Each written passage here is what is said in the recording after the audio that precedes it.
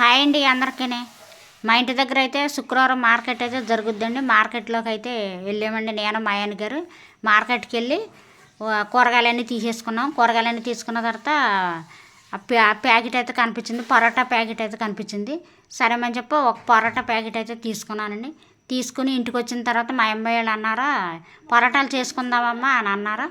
సరేమని చెప్పి పరోటాలు అయితే చేద్దామనేసి ఆలుగడ్డలు అయితే ఉడకమెట్టాను. ఆలుగడ్డలు అయితే ఉడకమెట్టి ఒలిసానండి. ఒలిసిన తర్వాత ఇక అందులోకి ఉల్లిపాయలు పచ్చిమిరపకాయలు అన్నీ కోసుకున్నాను. కోసుకున్న తర్వాత అందులోకి మళ్ళీ శనగపిండి కూడా కొంచెం కలిపి అక్కడ పెట్టుకున్నానండి, పరోటా కూరలోకి కలుపుదామని. ఇక పరోటా కూర అయితే వండిన తర్వాత పరోటాలు కూడా కాల్చానండి. ఫస్ట్ టైం అండి నేను పరోటాలు కాలుతాము, ఎప్పుడు కాల్చలేదు, ఇదే ఫస్ట్ టైం కాల్చాను. నేను అప్పటికి చెప్పాను మా అమ్మాయి పరోటాలు కాలుతూ నాకు రాదమ్మా అని అంటే, ఏం కదమ్మా ఒకసారి ట్రై చేయని అన్నారు. సరేమని చెప్పి నేను ఆలుగడ్డ కూర వండేసిన తర్వాత పరోటాలు అయితే కాల్చానండి. First time పరోటాలు కాల్చాను. అవి అయితే కొంచెం గట్టిగా ఉండేయండి, మాకైతే అంతగానో టేస్ట్ అనిపించలేదు.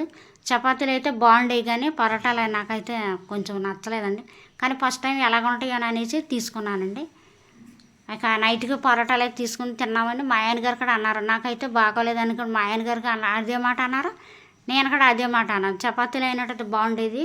మేము ఎక్కువ శాతం అయితే చపాతీలు తింటామండి, పరోటాలు ఎప్పుడు తినలేదు, ఫస్ట్ టైం తింటాము. కానీ మాకైతే గట్టిగా అనిపించినాయండి, అసలు తింటాక అంత మంచిగా ఏమీ అనిపించలేదు. ఇక నైట్ అయితే పరోటాలు మనిషికి 2 కాడకి పరోటాలు అయితే తినేసామండి. ఇక మా నైట్ అయితే అయిపోయిందండి. అందరికీనండి బాయ్ అండి. మా వీడియో మీకు నచ్చితే ఒక చిన్న లైక్ ఇవ్వండి. పావని దుర్గా లాక్స్ అండి.